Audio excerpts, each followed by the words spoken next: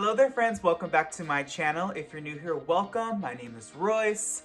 I am a painter, sculptor, and a collector. Today's episode is going to be all about my top 7 favorite movies of all time. So, without further ado, let's get started.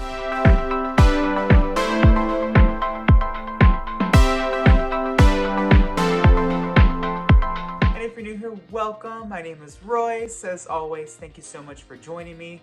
Coming in at number 7 is going to be a movie that is extremely personal to me because it honestly helped me accept who I was and helped me not only come out to my family, but also finally begin a relationship with eventually the person that I'm engaged to and soon to be married, which I'm very excited. And this movie is Love, Simon. And this movie came out, oh gosh, in like 2017, 2018, something around that time frame. And it follows a gay man in high school who is just learning to accept who he is, coming out to his family, and it is such an amazing movie. And they have a really, really good spin-off show called Love, Victor. It's on Disney+. If you haven't checked that out, it is so good as well. Coming in at number 6 is going to be a fantasy franchise, and it is such a good movie. And this is Maleficent, and Maleficent, Mistress of Evil, is also just equally as amazing. I love Angelina Jolie, I love Michelle Pfeiffer, I love Elle Fanning. So this franchise, these movies are so good. They are just filled with such a wonderful world, the Moors and the kingdom, and it has such good morals of not always acting on anger and truly accepting that person for who they are. And of course, who doesn't love magic and flying and fairies and spells and curses? This movie has it all. If you've never seen it, please check that out. Number 5 is a movie from my childhood. It's Tarzan. Tarzan for me was a movie that, you know, it was kind of different from any other Renaissance film, kind of like Hunchback. It has like a male protagonist, and it's not so much the character singing, it's more like Phil Collins, and it gave the movie just such a beautiful soundtrack and energy and vibe. I love the jungle, I love safari, I love, like, for instance, Disney's Animal Kingdom. That's my favorite park at Disney World. Animal Kingdom Lodge is my favorite resort hotel, and this is just such a fun film. It has Jane. I mean, who doesn't love Jane Porter? Me and her have a lot in common. She loves to draw. I love yellow. I mean, I'm basically the male, the male equivalent of Jane, and it's just such a good film. All right, number 4 is not a Disney movie, but it is such a great story of family and friendship, and that is Fried Green Tomatoes. And this came out in the early 90s, and it stars Kathy Bates. And this movie is set in 2 time zones. So I think it's like 30s or 40s, and then it's set in like present time, which was in the 90s when it came out. And it is such a good story of friendship and preservation, and it had a lot of, honestly, like racial issues in the story as well. And of course, they eat fried green tomatoes in their little shop. Oh, it's gonna bother me. Is it the Fried Green Tomato Cafe? I have no clue what it's called, but it's such a good movie.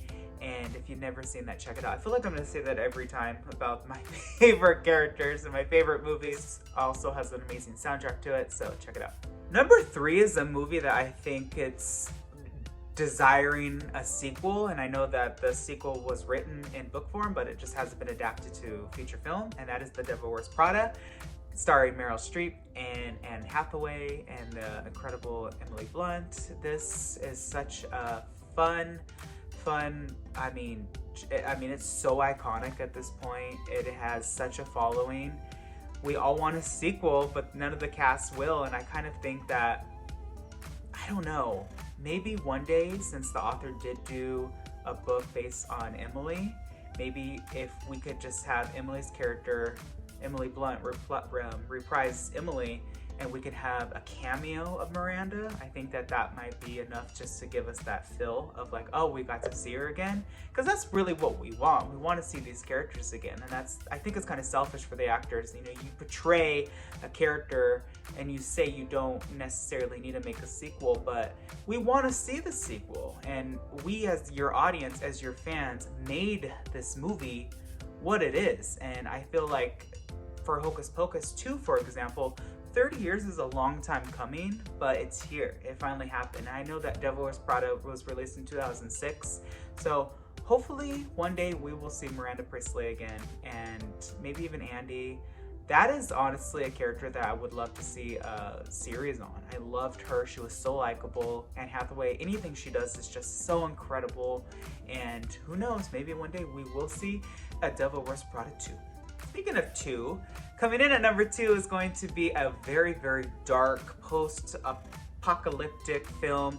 And this is The Omega Man. Now, The Omega Man is based off of a book called I Am Legend, and then that book was actually adapted again, I believe in 2007 or 2008, with Will Smith as the amazing doctor, lone survivor, Robert Neville.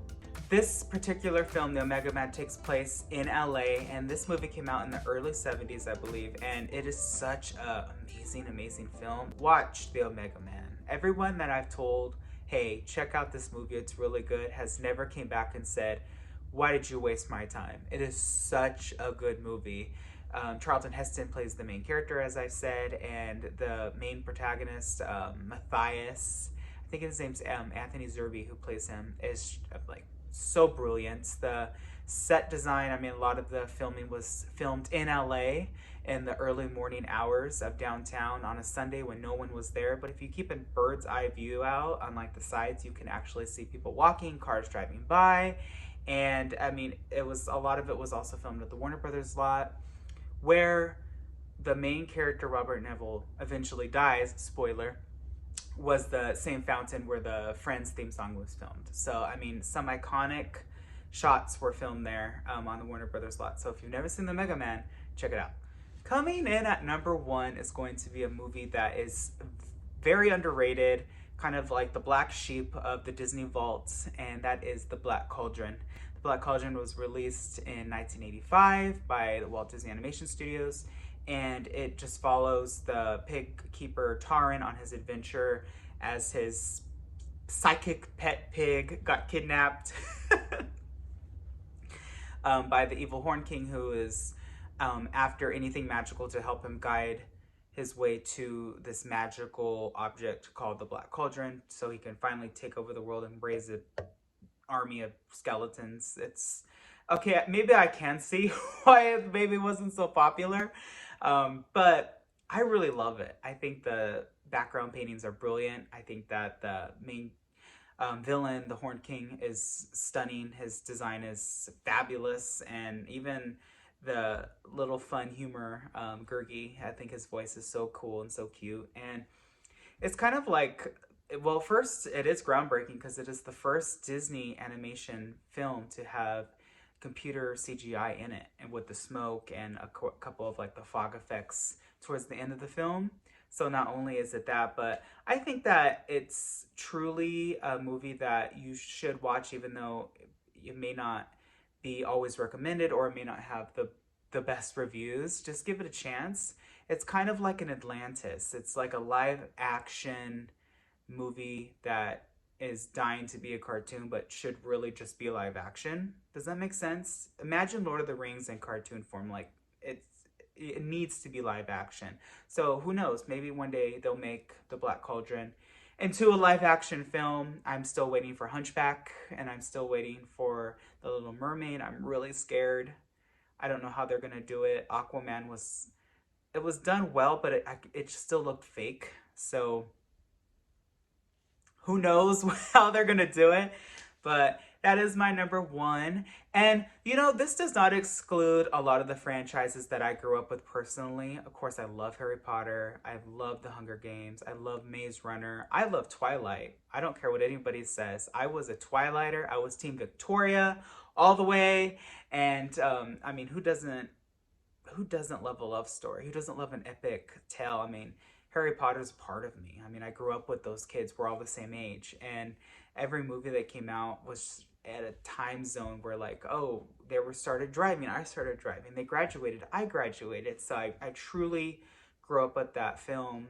Same with the Toy Story franchise. Every time a new movie comes out, it's like, okay, you're dipping the strawberry into the chocolate of my childhood, and now I have to re-eat it. and the flavor's familiar. It's brilliance. I wish that they would make some more sequels to a lot of the films that I also really enjoy, like A Bug's Life. I mean, oh, it's so good. I mean, I waited a long time for The Incredibles 2, and it was worth the wait. Finding Nemo 2, I mean, Finding Dory was brilliant. So who knows what the future may hold. I am hopeful for a Maleficent 3. I am hopeful for a Devil Wears Prada 2.